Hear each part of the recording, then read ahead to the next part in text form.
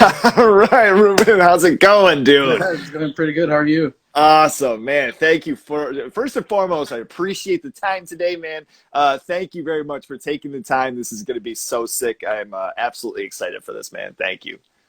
I'm excited too. Thank you for having me. I mean, been watching your shows for a while now, so it's been pretty fun hearing you talk with other people with their stuff and their band, like what's going on with their bands and things like that. So it's pretty cool to be on this. Awesome, man. I appreciate it, and honestly, initially, oddly enough, I saw you with Through and Through when we played together in Chicago, and Yeah. then it was after, and I had listened to CDOs and I had heard them, and was like completely into that, but Through and Through, I wasn't aware that you were a part of as well, and so I was like, holy shit, so all of a sudden you pop up there, and I'm like, oh, okay, this cat's just like hanging, and I had no idea that you did vocals for that, so. Major plus. So Thank sick. you. I absolutely love that, man. So here on Growing on You Live, basically we have, the initial early on questions of, how we got into the music scene and how we got into where we are today, and just initial interests, and then later on in the interview talking, some more recent things that you got going on with the bands. First off, starting with as far as earlier memories, where did it all start for you? What, songs, bands, or albums resonated with you, and who was an early inspiration to the things that you were hearing or you were discovering? Oh man, it's like I really got to go back to when I was 8 years old, maybe. Okay. And I remember like being at my uncle's house and like the first music, like we were watching like whatever was on MTV, like whatever was like Britney Spears and Sync. And then all of a sudden, like, it turns to MTV2, and I see, like, a video of Slipknot. So I'm just, Okay. I'm looking at this, and I'm going, wow, these guys are dressed like clowns. There's a guy with a big nose. There's a guy playing the drums really fast. At the time, I thought that was one of the fastest drummers, which, still, I think one of the greatest drummers ever. And, I just remember thinking, like, that's what I like. Everybody else was kind of like, my sister was really into like pop music being young. She eventually got into rock. My cousins were really into like whatever MTV would play. And for me, I remember them like walking away when like, I think one of my cousins like walked away scared when he saw the Slipknot video and was like, well, I'm going to watch that. So, yeah, for me, it definitely goes it goes to like, it definitely goes into Slipknot was the first band that I paid attention to like that. I mean, I can go as far as like remembering when my dad would play in his car when we were kids. Sure. Like George Thorogood and the Destroyers, like playing old school metal, Okay. like Black Sabbath. That was like my dad's stuff. And eventually, when I guess there was always like rock music involved in this family. Mm-hmm. So that was like that was a pretty cool thing. That was like where my memories come from. But when I like got into it was definitely Slipknot. Okay, I love that. And it's funny too because you mentioned having a sister, myself having a sister as well. I had two older brothers, and both of them were very into thrash. That was where like Slayer and earlier Exodus and things like that. Like that was my true interest. But you mentioned your sister and being interested in pop music and some of the the stuff that was on the radio or MTV. It was the same way here. I had different influences from every member of the family, and like even now I look back and just kind of the thing with like song structure, for instance. Maybe I'm not super huge into boy bands or anything like that, but kind of looking at some of the things and seeing the structure behind it and like the science behind creating the hits and how these things got on the radio. Sometimes you listen, you're like, how the fuck is this as big as it is? But Yeah, it's kind of cool. You can take in influences from anything. yeah, like nothing against that like music, right? But it was just like Right, it wasn't right. my cup of tea. Yeah, Yeah. for sure, Speaking for of sure. tea. So now, being able to hold your first copy, or being able to hold a copy in general of your own music, bring us back to your first CD or cassette and where you got that from. If it was a gift, if it was something that you purchased, what was that?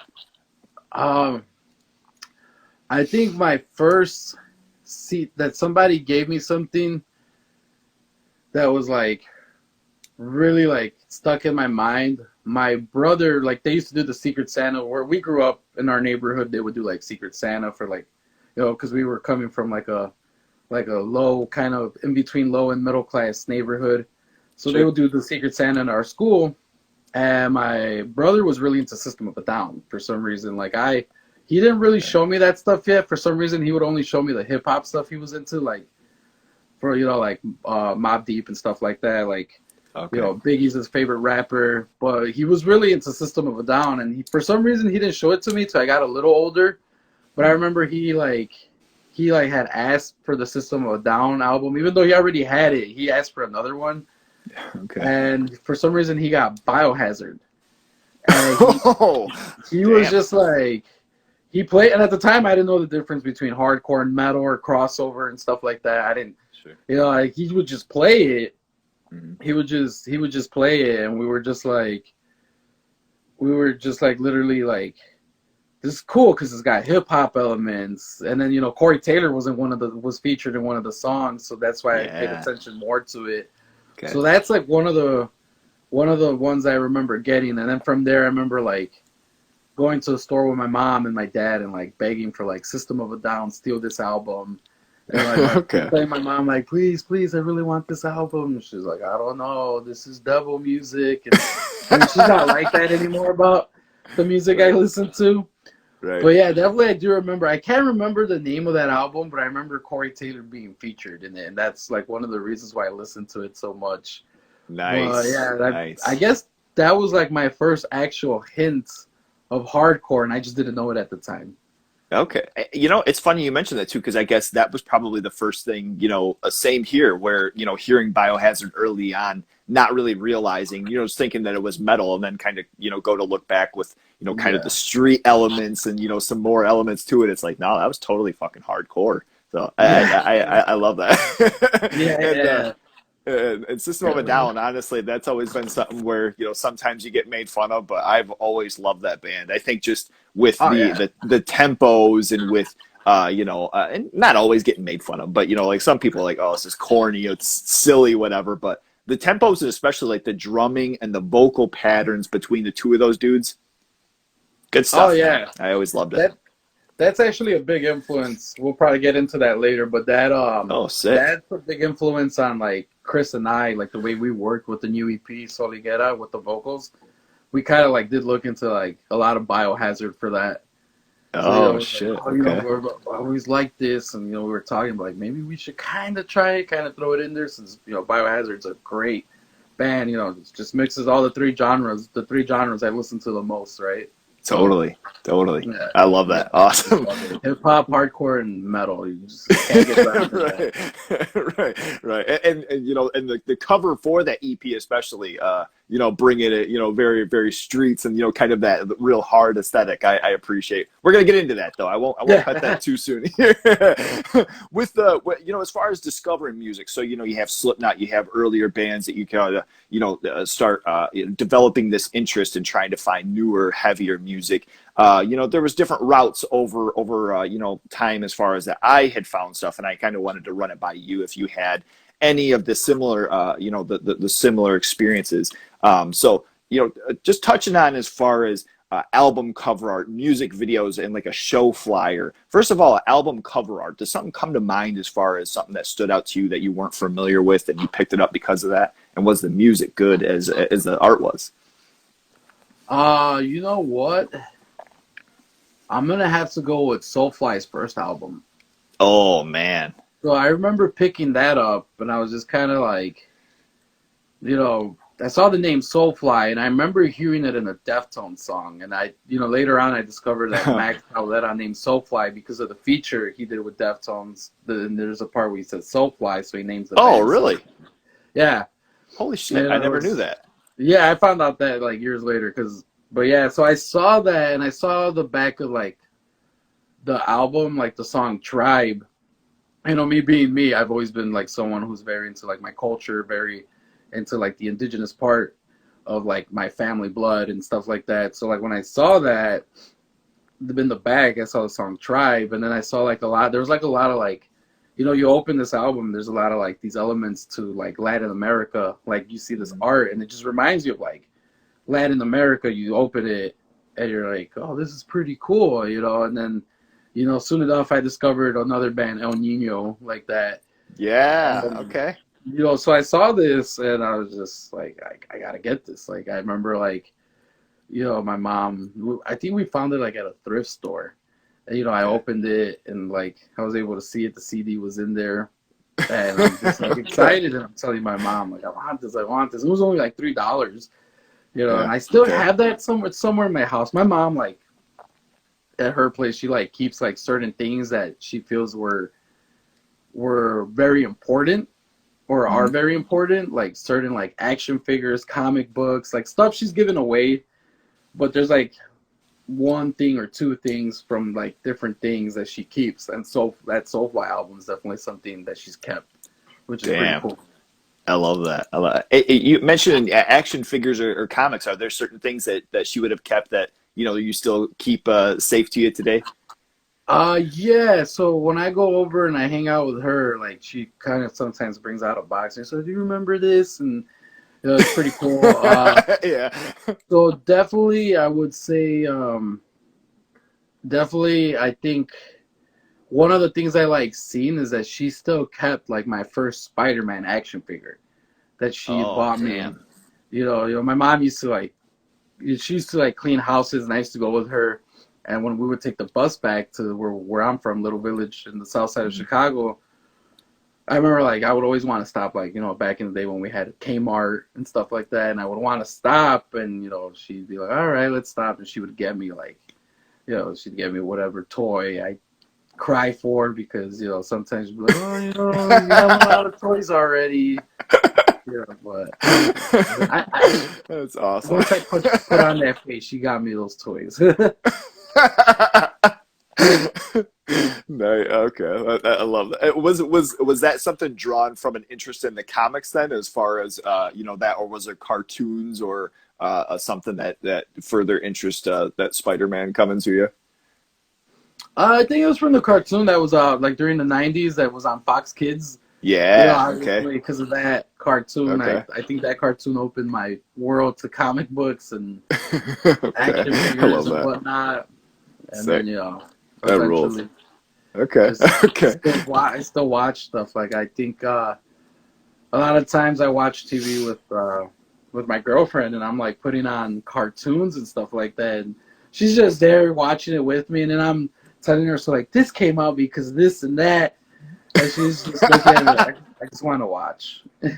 But you know, like it's Yeah. great that she lets me act like a little kid, and I couldn't like, you know, I couldn't be happier with that, because Yeah. It's man, you beautiful. know, I look at some of my cousins, their relationships, their girlfriends are like, no cartoons, no comics, you're a grown man. My girlfriend buys me comics. That's sick. That's awesome. And completely relatable. As far as like even watching movies, and my wife and I, and there'll be certain times where I've watched like behind the scenes, and I might say like, "Oh yeah, this happened," and they actually originally were supposed to do this, and she's like, "Okay, all right, yeah, that's cool, but can I just watch it and experience it for the first time?" So, yeah, very relatable, man. Very relatable. I love that. Yeah, What about music videos? So you touched on Slipknot. Is there something yeah, that makes an impression? Other than that, or was there something about that initial video? Was it Wait and Bleed? Was that the initial video that you remember? yeah. It was Wait and Bleed, because I think in the Spit It Out one they wear the red jumpsuits, and I Yeah. think in Wait and Yep. Bleed they wear like the dark blue, navy blue jumpsuits. Hmm. So yeah, I remember like, yeah, just like it premiered, like it's something about like MTV too, and I think the video was like a few weeks old at the time, because it was. I remember I was like 8 years old when it came out, and I just remember thinking to myself, man, like this is the most craziest thing I've ever seen. Yet I can't look away, Yeah. and you know I think from there it just came into this whole like my youth was surrounded with heavy music ever since. So Okay. it's Okay. great. I mean, there's other music videos that I thought were really great. You know, like as I got older, like I remember I used to love, you know, in the days where you could still record with a VCR, you're still like Yeah. videos. I remember I used to get on MTV too, and like I'd press like record. It was always like System of a Down, and then it would show old stuff. Like I remember like that's how I discovered Rage Against the Machine, because they were always playing like old Rage Against the Machine music videos. And that's was like, holy shit, this is a whole different level. Like this actually represents something. And I thought it was really cool. Like once I discovered Rage Against the Machine, and then knowing like Zach De La Rocha, and I think someone else in that band, I can't remember who, but I think we're in Inside Out. Like discovering that years later, we're like, oh, these guys Yeah, are in dude. the hardcore scene. Like that's pretty cool. So sick. I know, and it's funny going back and like looking back at that band. I remember hearing that name. It was years and years ago. I mean, not necessarily the '90s, like when they came out, but I remember hearing the name and then probably even listening to some of it initially, and I'm like, what is this? Like, this is kind of silly. Like, what is going? And come to find out, that was hardcore. Yeah, It's like, yeah, oh like, shit, I really need to rewind a little bit and listen to this stuff, because that, I mean, even till today, like I think it's Revelation Records that has like the rights to that, and they still fucking sell out of copies of that. Like, it's insane. yeah, it's fucking nuts. Like, Yeah. it's nuts how like a lot of people like in my neighborhood, Inside Out is very well known just because of Zach De La Rocha.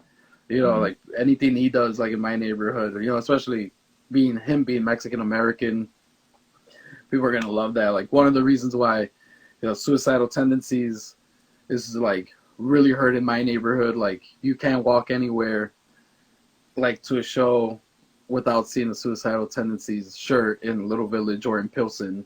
Like so that's like pretty cool. I feel like bands with Latin or Latin origin are like what like in those neighborhoods are well received and well put like on people's like must listen list, and that's pretty cool. Yeah, hell yeah. I appreciate that for sure. What about, have you heard Zach's his solo stuff, like the hip hop tracks that he put out? The one, Yeah, the Digging for Windows. Did you ever listen to that one? I don't remember what a lot of these songs were called, Oh man, that but track is fucking fire. I do remember hearing like, because my brother was into Zach De La Rocha, so like Mm. he would like put these songs on and he'd be like, oh dude, like yeah, Rage Against the Machine is cool, but this guy's got like more to say by himself. And Mm-mm. it's funny because I think I listened to Audio Slave before Rage Against the Machine. Oh really? Okay. Okay. Yeah, because it was just at the time it was just like easier to get, at the time when sometimes your parents are too cheap to pay for internet and cable. You gotta like just go to Target and find whatever like is right there in front of you for like rock and metal music. Yeah, I hear you. I hear you. Yeah, I honestly, up until like maybe the last 5 or so years, my parents had never had Wi-Fi, had never had internet. Like just wasn't a thing. So like if I was wanting to burn CDs or some shit, like I had to go somewhere else too. So I'm completely in the same boat as far as trying to figure out my way of getting different things, because internet was not happening. So I had to buy CDs up until years ago, I guess, when streaming and different things happened. But what about a show flyer, or even if something doesn't come to mind for that, a movie or a video game soundtrack? Does something come to mind as far as a band that you were introduced to? I can do both. Sick. I think it's funny because I feel like we're stuck on like this like late '90s and early 2000 nostalgia right now, which is pretty cool. Perfect. I think one of the first flyers I ever saw was for Ozfest. Okay. It was like they were putting them out in the neighborhood, like they were taping them to every like post, and which was weird, right? Because you're like, well, I live in a neighborhood where like rock music's kind of the outcast thing, but like I was definitely like I was definitely like seeing these posters that would say like Ozfest 2000, and it's like it's got Slipknot, it's got all these cool like I think at the time Coal Chamber and things like that, and oh yeah, I think even Soulfly was on it that year. And I remember like seeing all this stuff and thinking to myself, like, man, this is pretty cool. Like, I wish I could go to this. Obviously, at the time, my mom didn't want me to go to stuff like that because I was young. I was, the year 2000, I was only 9 years old. And about to Okay. be 10, and my mom's like, no, even though it was all ages, I remember like begging her. She's like, no, I'm not gonna let you go. People drink and do drugs and those things. And like, I Right. was like, well, I want to drink and do drugs, Mom. It's the rock star way, Mom. Like, thinking at the time that's what it's about. Obviously as I got older, that belief was like not in there. But yeah, Oh and man. I think a movie soundtrack that stuck to me a lot, and just because obviously can't forget about how important corn was, to me at that age. Mhm. So knowing that Jonathan Davis wrote like the whole soundtrack and featured other bands like Static X, the soundtrack for Queen of the Damned, like that's something that like stayed Oh stuck. yeah. Like, Okay. because it's like he wrote like a song for the dude from Disturbed. He wrote a song for Chester from Linkin Park, and then he did his own version where he sings those songs. And it was I just remember listening to that, and like that was really cool to me. I thought that was Uh-huh. one of the cool. I thought that was one of the coolest like things completely ever. Like, I was like, oh, a whole mainstream movie dedicated to like new metal. At the time. Right. So I didn't know that he had that much influence on like with the score and everything in the soundtrack. That's awesome. That rules. yeah, yeah, I it's amazing. that was a really cool time, especially and with that being, kind of on the horror, realm and whatnot. Movies like that in general, you had like Scream and you had Spawn, which was like a comic. Yeah, But like the 90s and having that shit where they had dedicated soundtracks where it was like an exclusive track or it was something yeah, that, you weren't finding anywhere else, like Judgment Night. Obviously, I feel like the soundtrack of that movie is bigger than the actual movie is, and that yeah, stuff is so sick, man. I hope that film gets to that point where someday they can kind of do something relatable and have like dedicated bands having a track on like a soundtrack to put out a CD or some shit. That'd be awesome. yeah. And I guess for video games, I would definitely go with Tony Hawk Pro Skater. I remember playing that every year. I would go to Mexico with my cousin, and he'd bring his PlayStation or his PlayStation 2, and then he'd play Tony Hawk Pro Skater. And I think that was like my, sounds kind of lame, but I think that was like my introduction to a lot of punk music, without Okay. knowing that Okay. that's punk music. I Mm-hmm. just thought it was skateboarding music, which I mean it is. Right. But at the time, I didn't think it was like this whole like, oh, I could find this somewhere and listen. I thought it was music just made for the game. And I didn't know what punk rock was. In my head, all I knew was Slipknot, System of a Down, Korn. Barely Metallica at the time. I think I got into Metallica more in like 8th grade, and I realized that's why I started realizing the difference between bands and stuff Mm. like that. But yeah, definitely. Yeah. For me, like listening to that, I was just, oh, this is cool. This is different. It's not, it's not System of a Down. It's not Slipknot, but it's still good. Yeah. Probably said Absolutely. Slipknot on this thing like a million times already. Right. With like Tony Hawk too, it was like even something kind of kooky like Primus.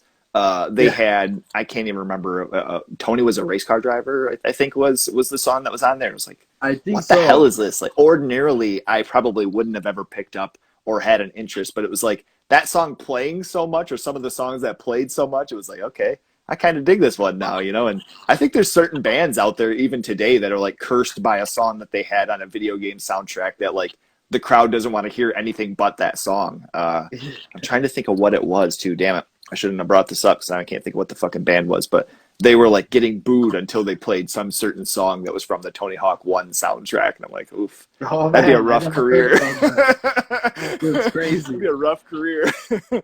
So how were you introduced to the local music scene? So you have your interests, you have music that you're listening to. Did you have friends? Did you have a flyer that you saw? How did you end up getting to see a local show?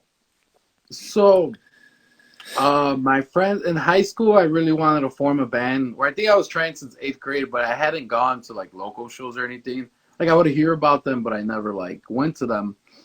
And one of my friends, it was like summertime, and they were doing this whole protest for people who are undocumented, so that they won't obviously they won't get deported, and that's like something that really sucks that happens, but there's a lot of people who are fighting the good fight and standing up against it, and these bands were doing just that.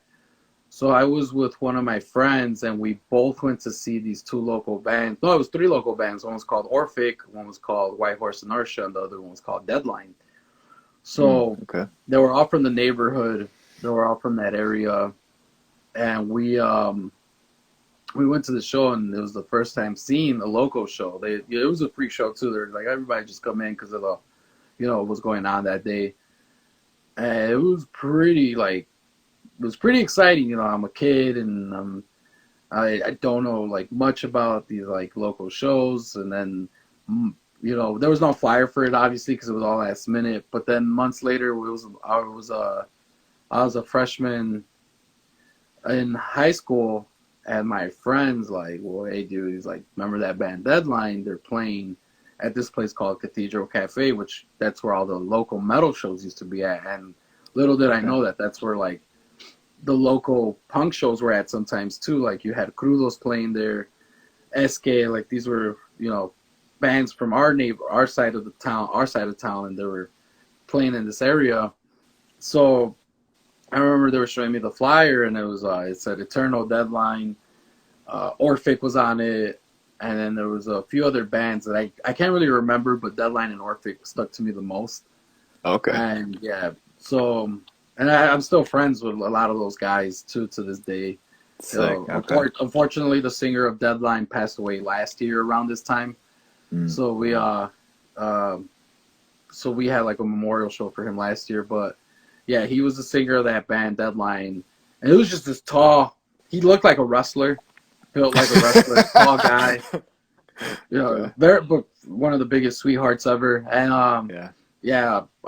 going to his show, just the chaos of like the little village local metal scene that was like my first introduction to local shows. And I think from there I discovered, because a lot of these metal guys were also into hardcore, so they would like show me bands like, I remember one guy talking to me about Terror. He's like, oh, you're going to like Terror. You're going to like Hatebreed.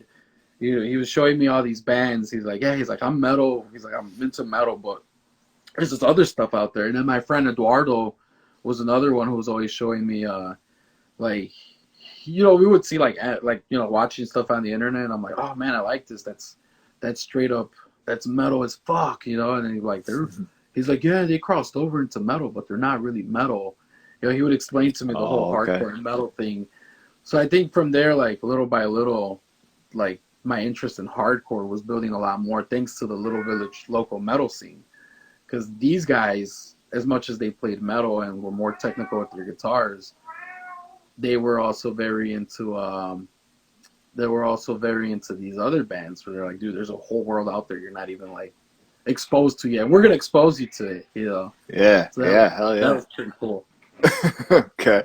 All right. And it's funny, even with like you have bands like DRI who initially are supposed to be metal, and then they had like the kind of coined term crossover where they went to thrash. But yeah, you have a lot of bands like that are hardcore that all of a sudden kind of had like a crossover of their own that turned into more of like a metal thing. And I think Hatebreed, kind of still has a lot of hardcore elements. That's a band that but has more become like a metal band.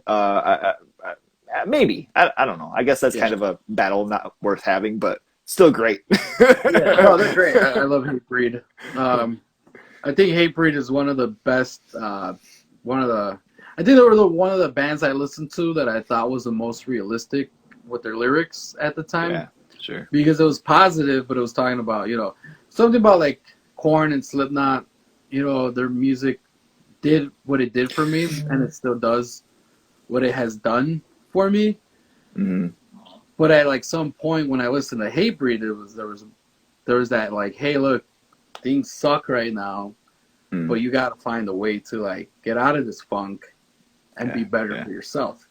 And I think that's one of the most important messages. And I think that's why at some point I was like, I don't want to listen to the old stuff I used to listen to. I want to listen to this.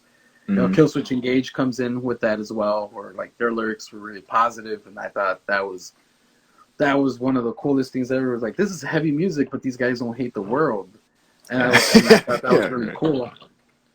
Yeah, Yeah, so totally. You know, in someone as well who had like an earlier interest with new metal and kind of like of discovering hardcore and more so punk and different things. I don't know if you found this, but this was a thing too with me where I felt like a lot of times you had a band like Korn where all of a sudden you would buy an album and say, you look at the track listing, it's like, oh man, there's like 14 new tracks, like stoked, and then you listen to it and it's like six actual songs and the rest of it's filler. You're like, what the fuck yeah, is going on here? Whereas, when once hardcore, came into play, and once, different bands like Sick of It All and H2O, I discovered some of this early on, and I'm like, whoa, like this whole album rules. They don't have anything that seems like a filler. Like, I kind yeah, of felt like there was certain times with some of those bigger box bands where all of a sudden it was like maybe even like a yeah, label pressure, to just get something yeah, out. Whereas, hardcore was like, oh, this is the shit right here. Hatebreed, yeah. like one, two. I think that's how I feel about, like, and I know I'm gonna get into this band a little later because eventually once I discovered this band, it was over for me. It was like, this is the band I want to Okay. like listen to forever, and it's been my biggest influence ever.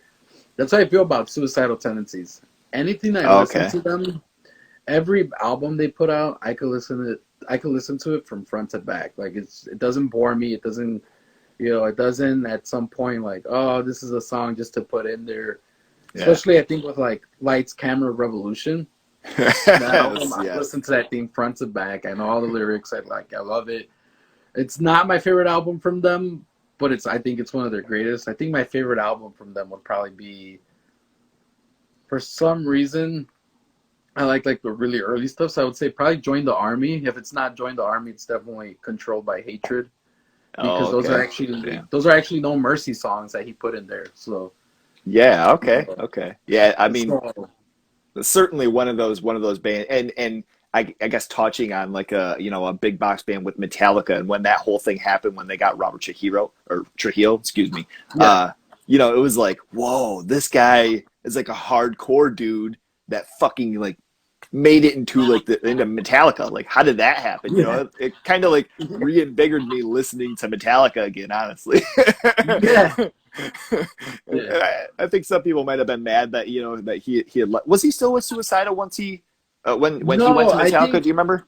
I think he was still with Infectious Grooves, but he wasn't with Oh yeah, yeah, yeah. Suicidal. You're right. Because I You're right. think he Yeah, got busy because he was with like Ozzy Osbourne at the yeah. time, and he was with like Black Label Society as well. But I think Suicidal like moved on without him just because they felt like he was doing all these other things. So Hmm. they had like that one guy. I forgot his name, but I think he ended up joining. I can't remember the name. It was that one guy who won American Idol and he started his own band, Daughtry or something like. I can't see the name. I don't Oh remember. really? Yeah, he like that bass player ended up leaving Suicidal for that after, and then from there, it just seems like Weird. every member kept changing after Yeah. that. Right. Okay. But Jeez. So as far as the earlier show you had like a benefit, something that was with a march or a protest mentioning that. Where did that go from going to see a Big Bill concert? You'd mentioned like an Ozfest and different things. What was something that was the first like bigger concert that you went to? I think after that, because I mean I've been to like other bigger concerts, like stuff that my dad would take me to, like stuff he listened to. But I Okay. think when it came to like heavy music, I think the first like big concert I went to was actually Black Dahlia Murder. Oh Boy, shit. Okay. yeah, because at the time, I didn't really go to shows unless they were local shows. Hmm. So then eventually, my friend Eduardo again was like, "Hey, Black Dahlia Murder's playing," and I had discovered Black Dahlia Murder again through MTV2, and he took me to see. Like, he's like, "Hey, dude, I'll pay for your ticket. Like, I don't care. I just want someone to go with me. And I want someone to listen. I want more people to like this band." So he took me with him to see Black Dahlia Murder, and that was Oh pretty. shit. Being a teenager and being into like those type of bands at the time, it's like, man, this is the craziest shit ever, and it was cool. Like it was really cool seeing that as a teenager, going from local shows to that. Okay. Yeah, and, But and actually, I mean a cool I band, just still like what I appreciate them. I appreciate the stuff that they're doing. Like I think one of the things I've always dug about him is the drumming. Alan is yeah, an absolute machine.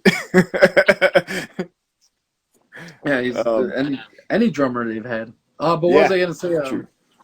What was I gonna say? Actually, no. You know what? That's not even my biggest concert. When I was 10 years old, eventually, I don't know why I forget about this. My uncle took me to Ozfest. So I don't know, Oh, but I damn. guess Okay. yeah. But I mean, I was little. I didn't remember much of it. But I think when I went, when I went by myself, then I would say, well, with a friend, I would say Black Dahlia Murder.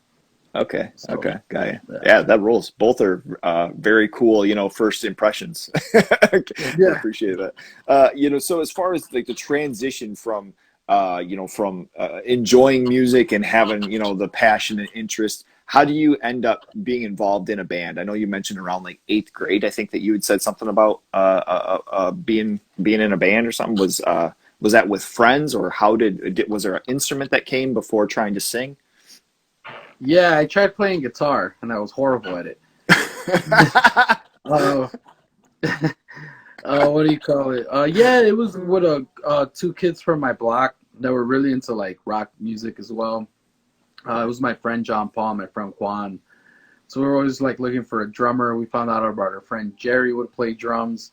So eventually, that band that we tried to form between us didn't work out, and me and my friend Juan that ended up joining another band. So we were, I think, 16 at the time. So yeah, we were like 16 years old at the time, and our friend Jerry had another band, and eventually they were like, he's like, oh, I want to jam with new people, take it serious, and we formed like this band made of 7 people, because for some Oh, reason we wanted all our friends involved in this, and we had a DJ and a keyboardist. oh So shit. yeah, uh, Damn. so like at 16 years old, Okay. we formed that band, and we were always just like jamming, like we were practicing like every day. Every day was practice. At the time, when you're kids, you could practice every day. It's summertime, you're not in school. I mean, some of us had summer school, but you're not in school. Hmm. Your friend has a garage, the drummer, where his parents let him do whatever he wants in that garage, and then he had a pool, so we'd go in the pool after. But, we were definitely practicing like, man, we were hours just practicing covering System of a Down. Oh Eventually shit. we wrote Nice. our own music, which I do not have any copies of those because we would record them through a camera, convert them into MP3s, and put them on our MySpace music Yes. thing. So, unfortunately, I don't even remember the band name, but I was just gonna ask, what was the band called? I Oh can't even man, remember we're at gonna have to all. scrape this up, man. Like I can't remember. Like I'm like wishing I did. But eventually, like that band broke up because they were like, it was just unorganized. And then eventually, I joined the first band that actually took everything really serious. Was called Damnation, and it was I took the keyboardist from that band with us because we were really into like Children of Bodom. A lot of like that melodic death metal stuff with like those really fast keyboards that were playing like guitar solos on the keytar. Oh So shit, yeah. we did that for a while, and then eventually my friend Chris moved to Texas. I think they lost the house, especially during the time of the recession, because this was all like 2008, 2009. Mm. So he moved, his dad had to move them to Texas because they lost the house. And, eventually Damnation carried on without him. We were playing like Reggie's. We were playing Cobra Lounge at the time, Damn.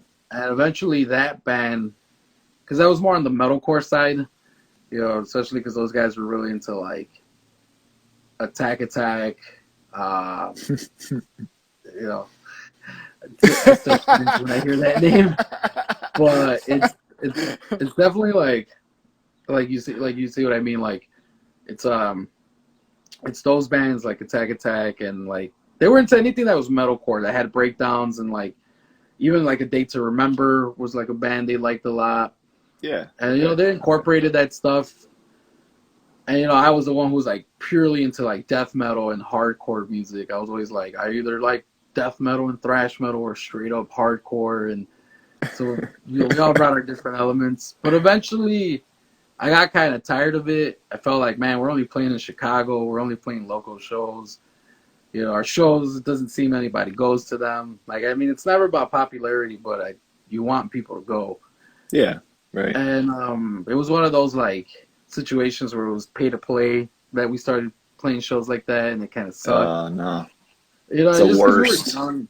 You know, we were young, we didn't know. So eventually, that's Right. where I formed in 2014. I got tired of being in that band, and that's when I formed Through and Through with with the guitar player in that band, Romario, and Isaiah the drummer, and they had their own band already called Nameless Motive, but that broke up over musical differences. They were really great, actually. They were a really good thrash metal band. Well, you know, I guess like the guitar player was getting to hardcore, the drummer was getting to hardcore as well. So I hit them up. I hit Guido. We met up at a McDonald's, and we're like, "Hey, dude, Oh we've yeah. known each other for years." I think I sang in their thrash metal band for a while when they kicked out their singer. So like it was kind of natural for us because it's like we both really like thrash and hardcore. Like, let's do this, and we did it. It's been fun. You know, it's been like I think that's the first band where, you know, obviously I toured. We were actually getting, you know, not that this really matters, but we're actually getting paid. We're actually getting like people were actually wearing our shirts. We'd go to other shows and people were, you know, were wearing Through and Through shirts, and we're just Sick. like, holy shit, this is so sick. With Damnation, were you playing guitar or were you No, singing? I was thinking I stopped. I gave up on guitar even before my first band. I was like, "Oh, I'm done." Yeah, I remember my dad bought me a BC Rich, and when he realized I was just singing, he's like, "Bought you that guitar for nothing?" Like, yeah. Oh shit, that's But, funny. Was it but like yeah, a no, warlock? yeah, I had the BC Rich Warlock because I saw Mick Oh Thompson. shit. You know, so Okay. Mick Thompson Yeah. had it. I have to get that guitar too. Gotta get it. Yeah. So, Yeah. What yeah, about no. your inspiration as far as singing? So that the vocal style, and how it may have even changed over the years. What initially was, were you kind of forming it around, and how has it Mm. changed? I think definitely the early stuff that I was into was very guttural. I mean, I still like guttural vocals. Like I admire stuff like that. Because in high school I was really into death metal, like Cannibal Corpse, like, you know, again Black Dahlia Murder, Dying Fetus, which Dying Fetus is another metal band that got me into hardcore. Okay. Um, Okay.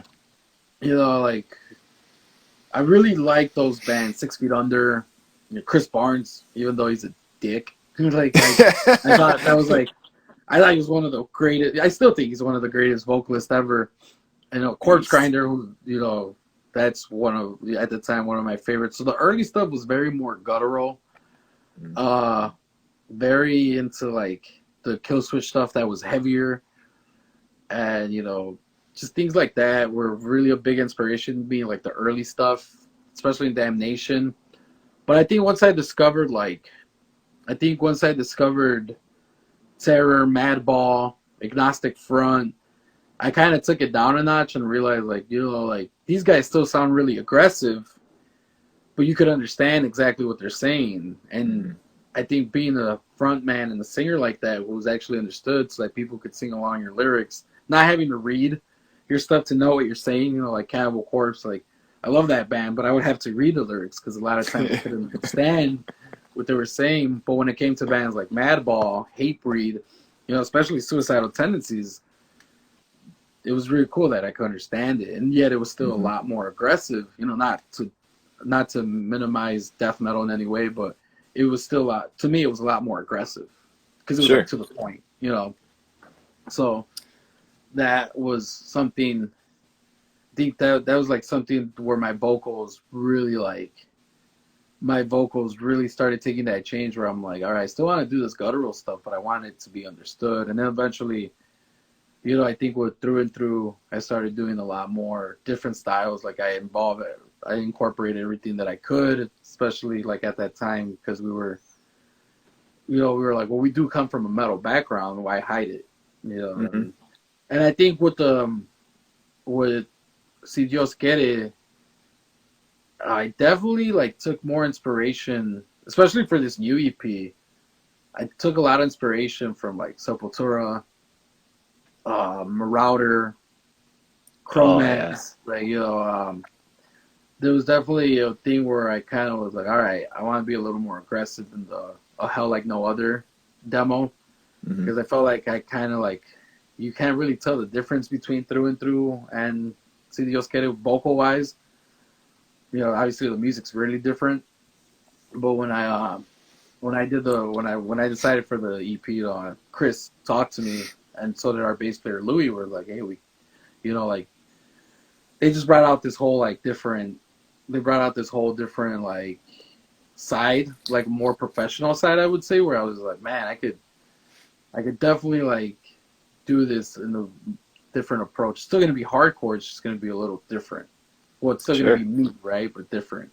Yeah. So Okay. Okay. if that makes sense. Yeah. So over years of playing shows and different things, do you have anything that's a pre-show ritual as far as you're going out to play a show, you're going out to do something as far as playing live? Do you have anything as far as prepping your voice or something even during the day before the show that you do to kind of prep yourself?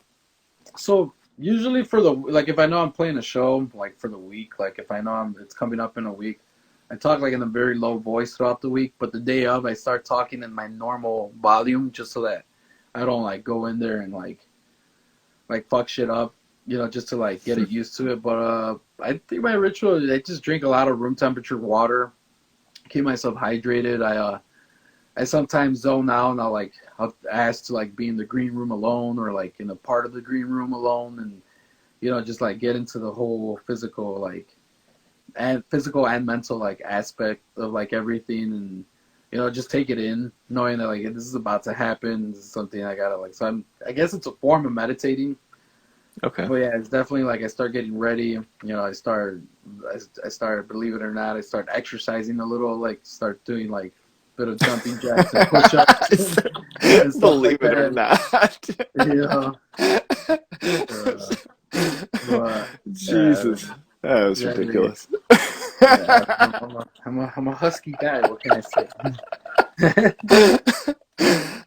Oh god. But yeah, like Man. yeah, like Nothing wouldn't have come of that if you didn't say that shit. oh Oh, no, shit. man. That's funny. You can't take yourself too serious. Man. You gotta throw jokes on yourself once in a while. I I mean, think it's certainly seeing you with Through and Through, seeing you with CDOs, there's definitely like that element of fun. There's that element of, you have the balance of you taking yourself seriously and writing, music that you stand behind and, that yeah, actually means something. But the live show is always something fun. It's always energetic. It's always, interactive with the crowd. And as a front man, I appreciated you in both acts, man. Like you yeah. certainly get up there and fucking do your thing. So major thumbs up to it, man. I Thank love you, it. thank you. Yeah, I mean, dude, I just hate this whole, especially with hardcore and heavy metal, like this whole like, I, I don't know. I don't like this whole. Let me look tough. Let me, you know what? I'll say it, and I don't care. I am tough. I grew up in a tough neighborhood. I don't Yeah. need to go out there boasting and acting like, I feel like if you're one of those people, you're definitely not from the inner city. Mm-hmm. You pretend to be. Mm-hmm. You're wearing our zip code or our whatever, our area code on your. You're wearing our area code on your jacket or on your hoodie or on your shirt, but you're probably from like Naperville, Outside. Illinois, or outside, whatever, right? And you want to support Chicago music scene, all to you, but like, like when I see that, I'm just kind of like that, and I think that's one of the things I love about my band is just like we're all kids from like the inner city. We're all, we grew up in the inner city, South Side, West Side, and we just don't have the need to like go out there and be like, look at us, we're big, we're tough. Like we know what we're capable of, but we're not gonna go out there and like brag about it. You know what I mean? Like, it's kind of like they say as far as even like veterans that go and they experience whatever they do and they come back and they're talking about all this shit and boasting about it. A lot of times you find with those cats, just as far as having, certain friends that have served or whatever, it's the ones that aren't talking about that shit that actually went through the shit that they don't want to talk about. They don't want to bring it up. They have the confidence behind what they went through. They don't have to show it on their sleeve. So I exactly. dig that. It's what, you know, and I think that's the early hardcore bands that I'm really into to this day. I saw that, you know, like Agnostic Front. Those guys didn't have to act tough. They were tough. You know, that's why, like, you see Vinny Stigma from Agnostic Front. He's always joking around and, like, having a fun time. He knows he could handle whatever comes his way, but he's not gonna go out there and be like, yeah, look, I'm this tough New York fucking Italian guy who can beat the crap out of anyone. We know he can. He's not out there doing it. You know, and I just feel like those early bands, that message was really there, and I think a lot of bands today, you know, in my opinion, I know a lot of people will probably get mad, but I think a lot of bands today took that message the wrong way and felt like, well, I got to show how tough I am because that's what they're talking about. And it's like, no, that's not what they're talking about. They're just talking about how hard their life was in the Lower East Side of New York. You know, like, you know, they're not saying you have to go through a hard time to be hardcore. They're just saying that's what they've been into, and that's why they made hardcore music. Right. This is their story. That doesn't mean that you need to, you know, take it on and embody it yourself. As far as through and through, what are the first riffs or songs that you remembered off that initial demo that came out? You know, that kind of made the foundation for the sound. I'm going to ask for the same for CDOs as well. For sure. I remember one of the first things, because me and Guido, well, that's what we call Romario. We call him Guido. That's like his nickname since we were kids. He wrote this riff for that one song, Brighter Smiles, that dun dun dun dun dun dun. So that was like one of the first things, and then you see the song's like a crossover song because he's got those thrashy parts. He's a great guitar player, and I think he doesn't get enough credit for it. But when he wrote that, I thought to myself, this is it. Like, this is the sound. You know, eventually it evolved to something else, but I thought to myself, like, this is it. This is the sound through and through is going to go for. And then we wrote a lot of songs similar to that, but a lot of them didn't make it in any of the demos or EPs after that. But that song, when he wrote that, I just thought to myself, man, this is thrashy, this is heavy, this is metal, this is hardcore, this is punk. It's everything I want, you know. And I think he's always been able to deliver that. I think, you know, he's been able to deliver those things. And, you know, then him with Isaiah, once they get together and play the music, it just falls into place really great. Like, those guys just have such a great chemistry. They've been in bands together since they were little kids, to teenagers, to adults now. And they're, you know, they're just amazing players when it comes to writing this type of style of music. Okay. All right. What about with CDOs? What was the initial riffs or tracks that you heard for that?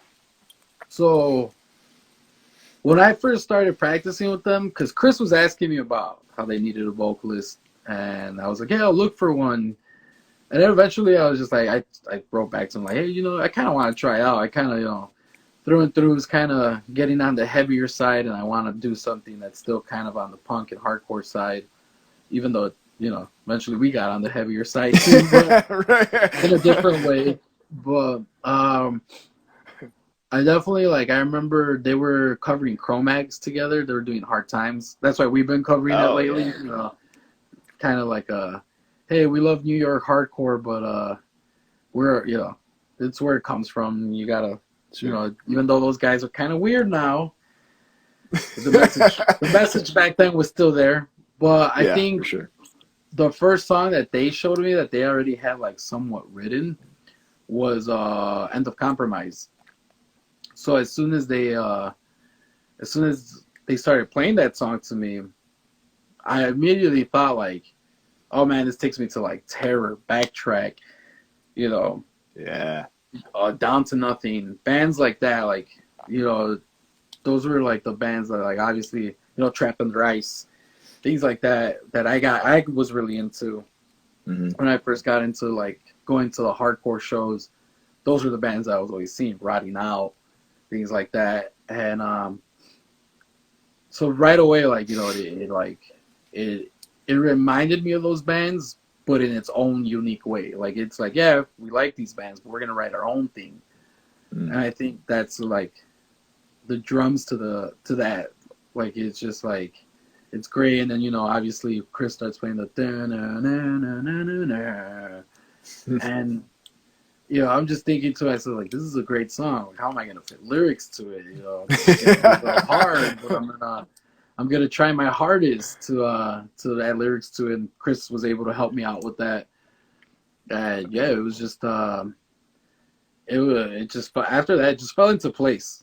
You know, for that demo, then we wrote Urban Guerra, and you know, we're just kind of like, man, this is great. This is falling into place. This is one of the coolest things, and I felt like Dios Quiere was finally the band where like, wow, man, I'm really talking about the things I want to talk about, and I'm really able to structure my vocals around that type of music. Really, like it just fell really well in there.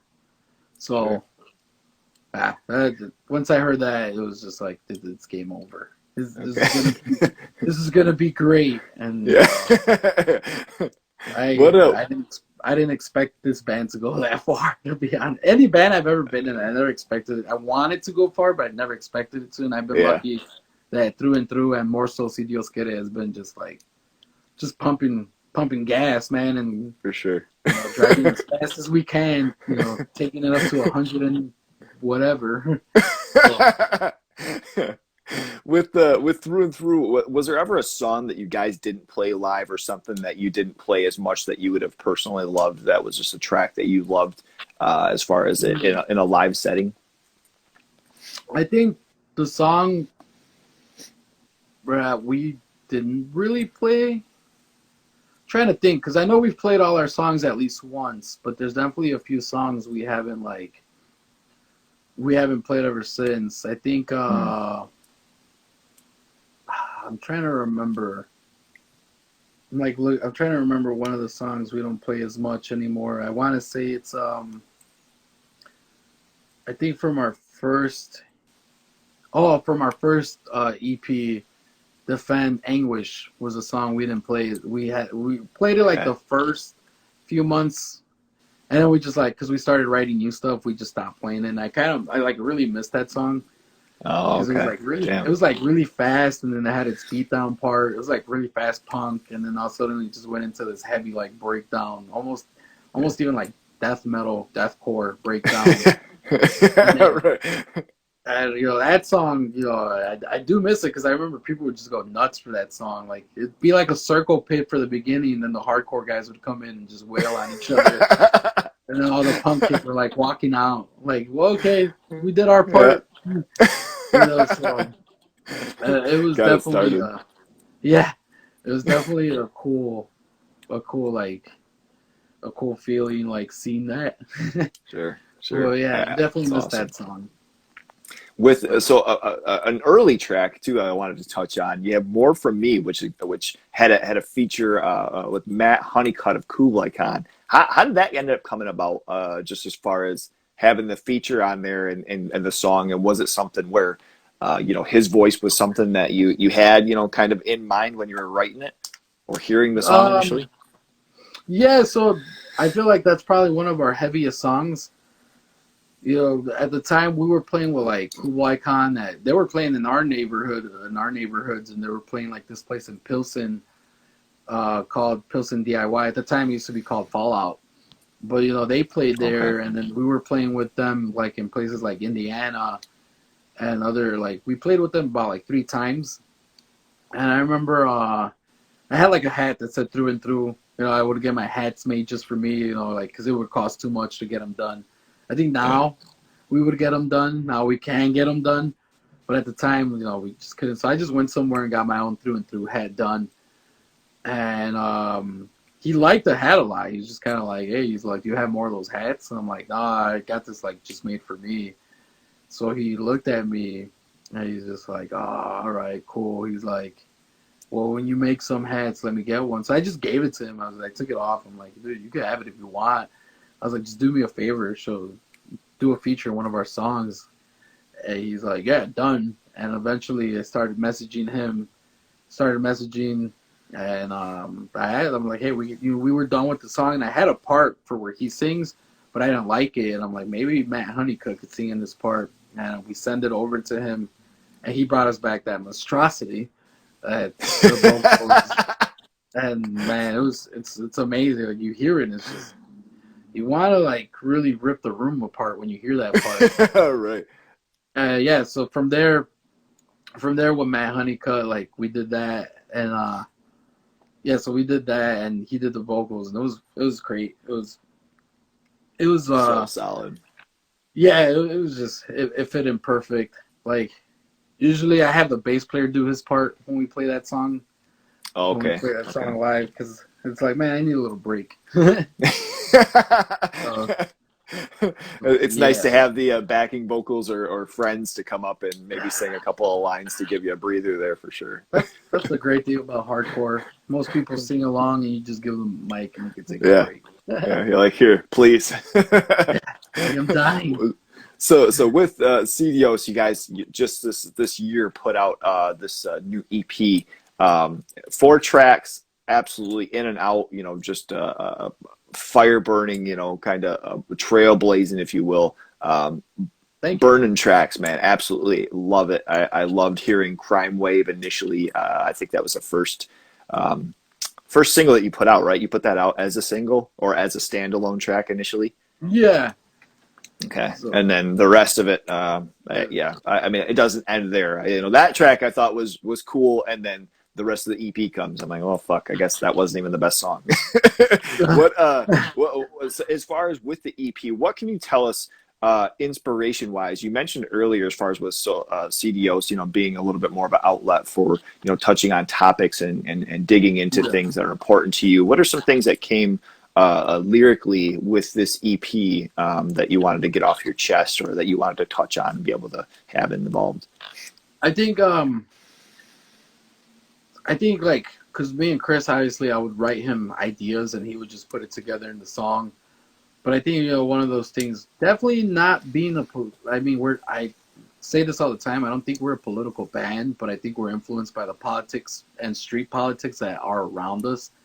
And it's very frustrating. You know, we see our people in our neighborhoods go through it. We see people who are Black, Asian, and people who are just not, you know, Caucasian or white go through stuff. And then even then, the stuff that we see with poor people, not mattering what color you are or what ethnicity you are, seeing that stuff going on as well, we kind of like put that, you know, that was like the big influence of like seeing like, you know, basically like the social unrest in the city, especially in the south side and west side of the city. It was like something we were, you know, we've always been aware of, and I think it's something we've always seen, but we wanted to like to make it known, like, hey, this is what we see, this is what's going on. You know, especially with something like Crime Wave, where like all our lives, cops have been bad to us. Like, you know, these are the guys that are supposed to protect us. They're out here killing innocent people just because they're Black, just because they're brown, just because they're Asian, just because they don't think that person fits the proper white American look. You know, and I think that's like something that we're like Crime Wave definitely, especially what was going on during that time with the beginning of the pandemic, with George Floyd being killed in such a horrible way. You know, no one should be killed like that. And seeing that, like, that's something that, like, definitely just what we grew up with, and, you know, everything like that, that definitely influenced Crime Wave. You know, I think for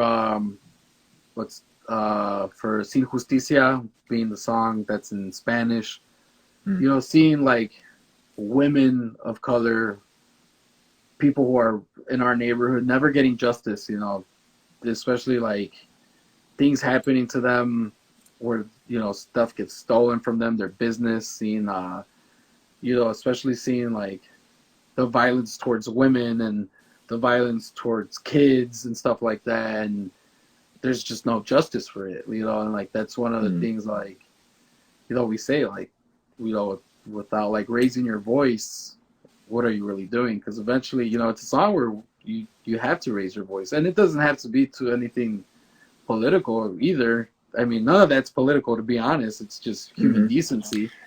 I don't want to interrupt either, but it's something, when you're saying this too, it's kind of funny where people, bring it into like the aspect of it being something political, or, oh, you're a Yeah, political band, or, oh, you have this agenda. Like, why can't shit just be right and wrong? And I have a fucking statement. I have something yeah, to say. I have my opinion on what it is, whether, as opposed to being, brushed up or drawn out as this side or that side. Like, right is right, man. yeah, We don't have to fucking go through this shit. I don't have to sit here and talk political agendas with you. Like, just be a yeah, fucking nice human being. Be yeah. kind.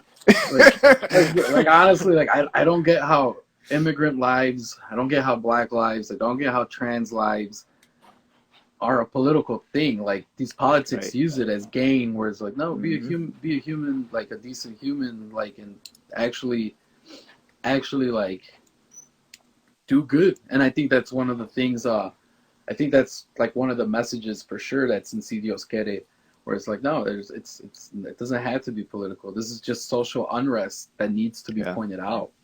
And, we're not doing it to win woke points or anything like that. We're doing it because these are actual experiences. I think Right. everyone in this band, we have had family members get deported.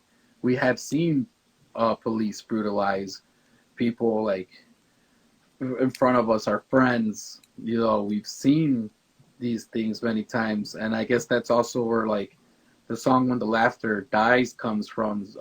It talks about like my friend who I mentioned earlier, who passed away last year, who was killed. Growing up in that neighborhood where we're from, growing up in the South Side, in Pilsen and in Little Village, like we've had to deal all our lives with being told, like waking up to the news of like, oh, your friend was stabbed to death, your friend was killed, your friend was shot to death. Like that's like Mm. something that we definitely, and not to bring anybody down, right, or anything, but like that's one of the biggest frustrations of our lives is that our friends are disappearing, and it's Mm. because of something as little as someone's trying to rob you for whatever little thing you have, and they decide to kill you. And Right. that's like, that's one of the biggest, like, you know it's definitely a frustration for us. And I feel like all our lives we deal with that, and it's one of the hardest things ever. So that's definitely where like When the Laughter Dies comes from. um we go into, I think I already named 3 songs, so then the fourth song, Desperate Desperate Measures, measures. definitely talks about like growing up in the neighborhood, like finding ways to like stay alive, whether you join a gang. Probably not the smartest thing to do, but like sometimes people don't like get why people get involved with gangs. And I think it has to do a lot with like trying to survive the neighborhood, trying to like survive, not only the war that it's broadcasted on TV, but it's like the war that's like in your neighborhood, the war that's at home. You're just trying to like, you're just trying to your best to like stay up and Right. stay making sure nothing happens to you. And it's probably not the smartest choice, because I feel like most, 8 out of 10 times you're probably going to be in prison or dead. And I think that's what that song is definitely focuses on, like how some of us had to do certain things to survive in that and I will say, I love where I grew up, but it was a war zone, and it still is, Yeah. to this day. It's you hear things all the time. Yeah. So Right. definitely, this EP reflects on a lot of like social unrest and personal stuff as well. Mm. I mean, and I appreciate the help, out of you telling these stories and mentioning these things too. And I think that's something really important with me, with being able to have this opportunity to talk to, people of all sorts of different backgrounds and to hear those things. And I think it's important, even more for people to hear that shit, because a lot of times, just because they see one way or they see something on the news or think that something is this way, you don't really know how shit is. You don't really understand. And it's like, oh, those things don't happen. Then you hear firsthand accounts of different shit, where it's like, whoa, Yeah, like these, someone had to experience that. I had for years, where I had lived in my family, where shootings and robberies and yeah, stabbings were happened a couple blocks away. It's like, just because you're in a position or you're in a spot that these things don't happen doesn't mean that it doesn't exist. It doesn't mean that the hurt's not there. It doesn't mean that there's not a reason for people to be fucking standing up and angry. Yeah. So Yeah. Yeah. I appreciate that, man. You know, Sure. like I mentioned, I think even in the notes, I didn't want to get too deep with anything. I didn't want you to have to feel like you put out anything, but those are important things for people to hear. And those are important things, you know, even for myself. And, you know, I appreciate that. And it just makes me love the music even more. And Desperate Measures is a fucking awesome song. So heavy. Right. So that's totally one of those tracks that like you know, I sit in, you know, I play my drums and I have different things that I practice to, and I put on that EP quite often and play along with it. And that song is fucking rad. Like awesome. you guys are doing it. Thank you. One last thing here before I let you go, I wanted to touch on the cover art. So you guys had, you know, it displays a new logo. You have the circle, you know, barbed wire, sick ass hard logo, and then you guys stand in there on the cover. What can you tell us about that and the location as far as the shot for the cover?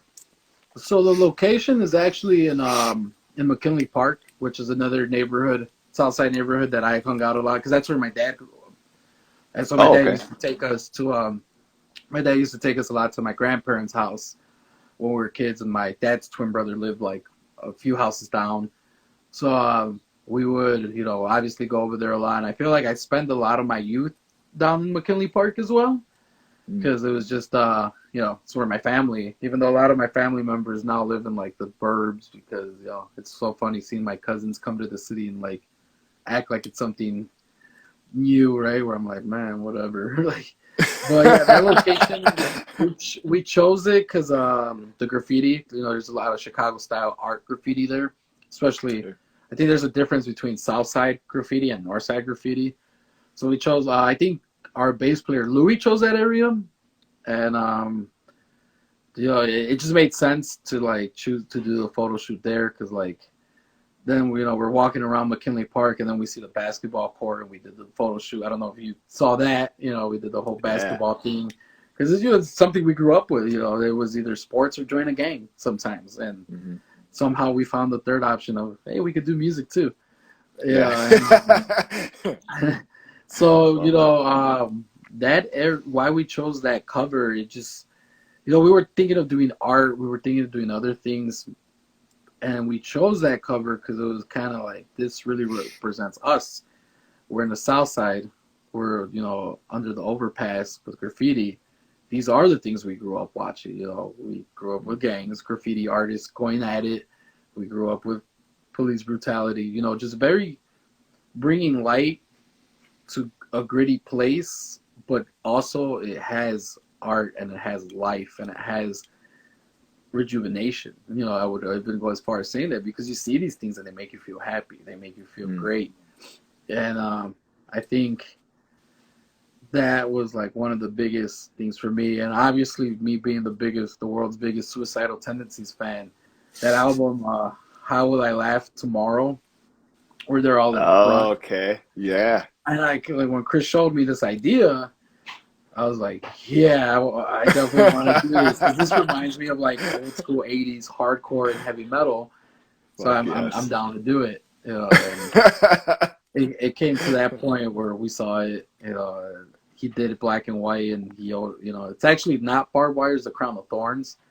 So like Louis designed it. Okay. Yeah, Louis designed that, and our bass player, you know, and we thought it was the best thing to go with. And awesome. Now I look at it and I'm like, man, this is sick. You know, this is sick. It just reminds me of that stuff, you know, because I'm such a nerd when it comes to heavy metal music and hardcore and punk. And, you know, a little bit of a shout out to personal interest even for you too. Yeah, I'm such a nerd about all those things. Like, I think I'm pretty sure I annoy everybody around me where I'm like, oh, this is a DRI album when they went from punk to crossover.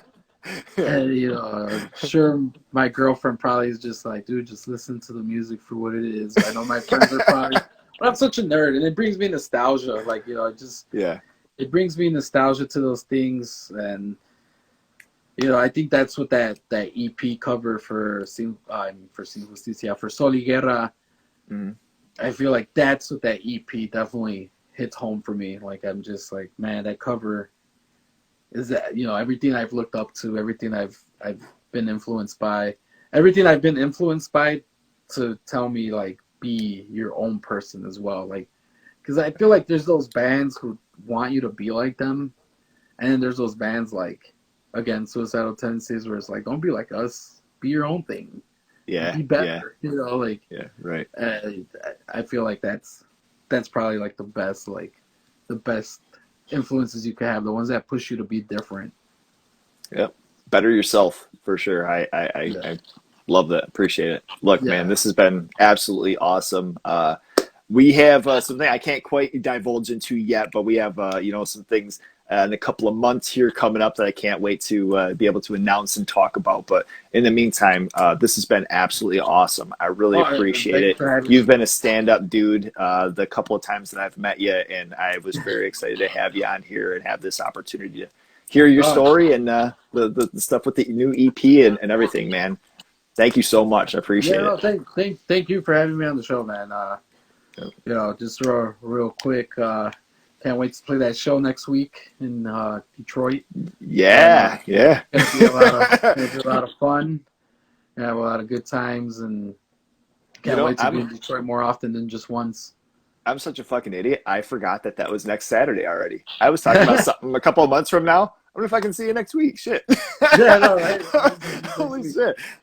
Luckily, I would have thought of it before then, but I did not realize that that was next Saturday. So yeah, we'll be seeing you then, my dude. Yeah, for sure. Can't wait. All right, man. Thank you so much once again. You take care. Stay For, healthy. Stay safe, man. for sure. He's a lo-fi horror guy. Yeah, he's kind of a guy, but he is so lo-fi, lo-fi, a horror guy. Yeah. Lo-fi horror guy has been recorded in front of a live studio audience.